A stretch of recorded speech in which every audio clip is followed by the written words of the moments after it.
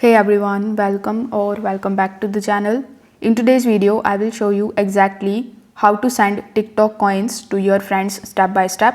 So this is how you can support your favorite creators or your friends during their live streams safely and instantly. So first of all, you need to open your TikTok application just like so. After that, you need to go to your friend's profile. They must have the live gift option available, otherwise you won't see the option to send the coins. Now you can only send the coins through the TikTok live and not with the help of the direct messages.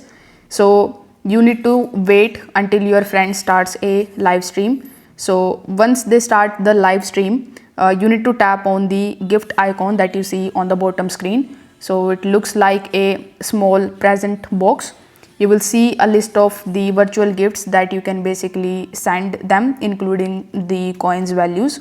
So you need to choose the gift that you want to send them. For example, it can be a rose, a heart, or a universe. Or then you need to tap on the option of send. So the cost will be deducted from your TikTok coins balance instantly.